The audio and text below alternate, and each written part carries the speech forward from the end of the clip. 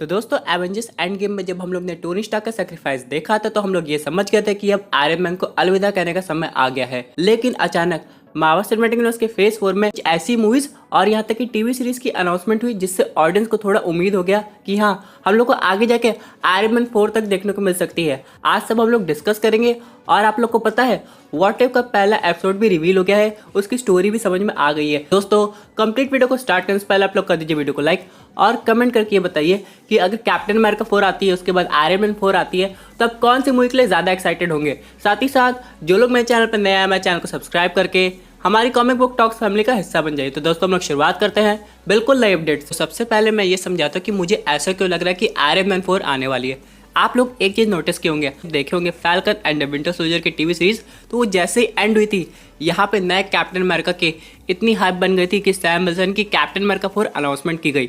लेकिन इन सब के अलावा यहाँ पे एक और चीज़ रिवील किया गया कि स्टीव रॉजर्स की भी एक अलग कैप्टन अमेरिका 4 आएगी, यानी वो एक ऑल्टरनेट मूवी होगी। यहाँ पे अगर आप लोग देखें आयरन मैन से रिलेटेड 2 टीवी सीरीज आ रही है। पहली तो आयरन हार्ट, उसके बाद यहाँ पे आर्मर वॉर्स। अब यहाँ पे ये दोनों जो कैरेक्टर है इनका कनेक्शन टोनी स्टार्क और उसकी टेक्नोलॉजी से होगा। तो यहाँ पे दोस्तों अगर इन दोनों टीवी सीरीज की hype falcon and winter soldier के बराबर को हुई तो मार्वल स्टूडियोज आयरन मैन 4 को भी अनाउंस कर सकता है।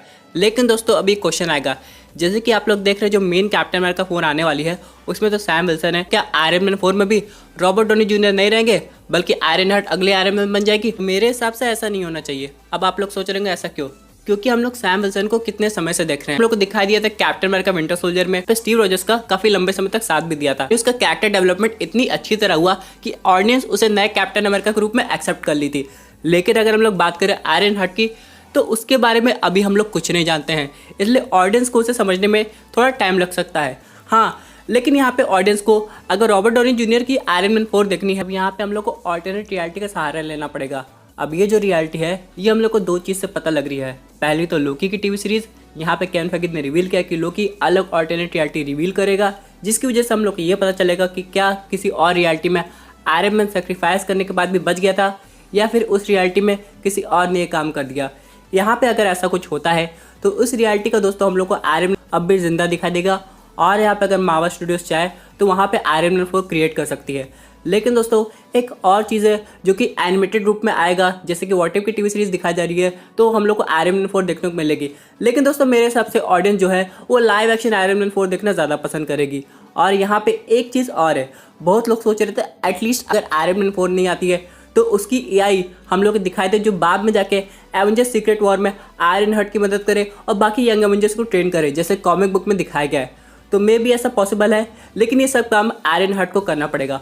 हो सकता है उसे पता हो कि टोनी स्टार्क की कॉन्शियसनेस कैसी है, और यहाँ पर दोस्तों आयरन हार्ट भी काफ़ी जीनियस है, तो मेरे हिसाब से ये वो काम आराम से कर सकती है। और हो सकता हो टीवी सीरीज के एड में देख सके आयरन हार्ट को एक कंप्लीट एआई क्रिएट करते हुए, इसमें रॉबर्ट डॉनी जूनियर का फेस भी लगाओ। यहाँ पे मेरे बहुत से दोस्त बोलेंगे नहीं यार हम लोग को तो आयरन मैन देखनी है, लेकिन वो करंट रियलिटी की होनी चाहिए। दोस्तों अगर ऐसा होना है कुछ तो मेरे हिसाब से मेंटल के रूप में होगा, जैसे कि यहाँ पे अगर थॉर अपना मेंटल कुछ समय के लिए फीमेल थॉर को दे रहा है जैसे कि जेन फॉस्टर, उसके बाद कैप्टन अमेरिका अपना मेंटल उसे दे रहे हैं यानी कि सैम विल्सन, और यहाँ पे हॉकाई का भी मेंटल जा रहा है केट बिशप को। टोनी स्टार्क के भी मेंटल किसी सुपर हीरो को जाएगा ही, चाहे वो आयरन हार्ट हो या फिर हार्ली हो, लेकिन मॉर्गन स्टार्क को अभी टाइम लगेगा। सबके अलावा दोस्तों बहुत लोग का ये भी कहना था कि टोनी स्टार्क की जो लेगेसी है उसे काफ़ी अच्छी तरीके से संभाल सकता है, वो है उसका दोस्त जिसका नाम है रोडी, और उसकी भी टीवी सीरीज आ रही है आर्मर वॉर्स। तो आप ही लोग बता दीजिए कि आयरन मैन का मेंटल संभालने के लिए कौन सा सुपर हीरो सही रहेगा। लेकिन अगर ऑल्टरनेट रियलिटी की बात हो रही है तब तो कोई दिक्कत ही नहीं है, क्योंकि अगर हम लोग बात करें कुछ समय पहले की तो यहाँ पे क्रिस इवंस ने मना कर दिया था कि अब वो वापस मार्वल सिनेमैटिक यूनिवर्स में कभी नहीं आने वाले।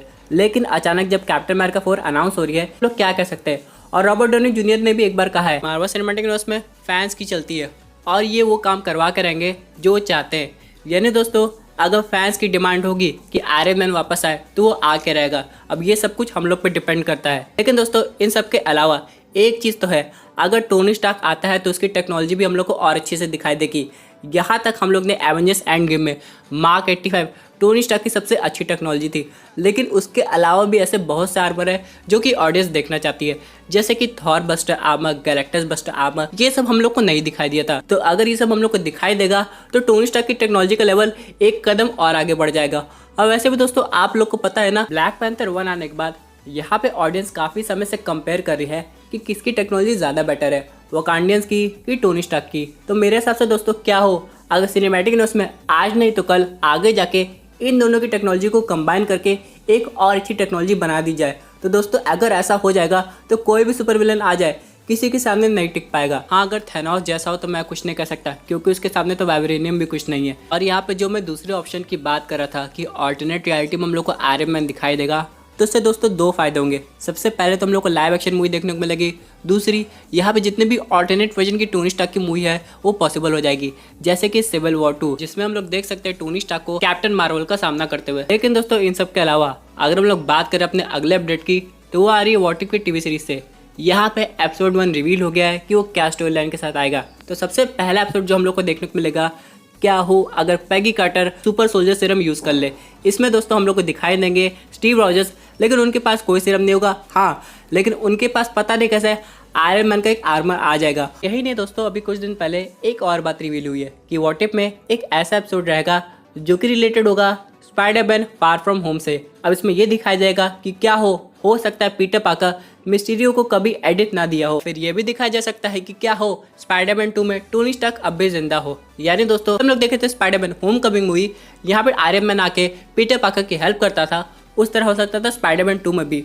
और यहाँ पे अगर टोनी स्टार्क और मिस्टीरियो का सामना होता तो सिचुएशन कैसी होती, ये सब देखने में ऑडियंस को खूब मजा आने वाला है। लेकिन दोस्तों ये तो बात रही बस 2 टीवी सीरीज की। और दोस्तों यहाँ पे डॉक्टर स्ट्रेंज का भी एक इंटरेस्टिंग फोटो देखने को मिल रहा है, लेकिन रिवील नहीं हुआ है कि स्टोरी क्या है। हो सकता है आने वाले समय में जब व्हाट इफ का एक और डिटेल ट्रेलर आएगा तो हम लोग को समझ में आ जाएगा। लेकिन देखने से ऐसा लग रहा है कि डॉक्टर स्ट्रेंज इविल हो गया है। तो हो सकता है यहाँ पे क्या हो किसी ऑल्टरनेट रियलिटी में यहाँ पे जो एंशिएंट वन है डॉक्टर स्ट्रेंज को मैजिक सिखाने से मना कर देती है। तो यहाँ पे डॉक्टर स्ट्रेंज चले जाते हैं काइसिलियस के पास और काइसिलियस उन्हें मिलवा देता है डोरमामू से, और आगे जाकर डॉक्टर स्ट्रेंज डोरमामू के लिए काम करते हैं। एंशिएंट वन उन्हें कैसे रोकेगी दोस्तों, और हम सब लोग जानते हैं डॉक्टर स्ट्रेंज के पास एक यूनिक पावर है कि उनको नॉलेज इकट्ठा करने में बहुत मजा आता है। इस टीवी सीरीज में बस इतना ही नहीं, हम लोग को टोनी स्टार्क की भी ऑल्टरनेट रियलिटी दिखाई जाएगी और यहाँ तक कि कैप्टन स्टीव रॉजर्स की भी। और एक और एपिसोड है व्हाट इफ का, जिसमें हम लोग ये भी देख पाएंगे कि यहाँ पे थॉर के साथ क्या हुआ, क्योंकि हम लोग को इसमें यंग थॉर दिखाई दे रहा है। ऐसा भी हो सकता है कि थॉर कभी अर्थ पे ना आया हो।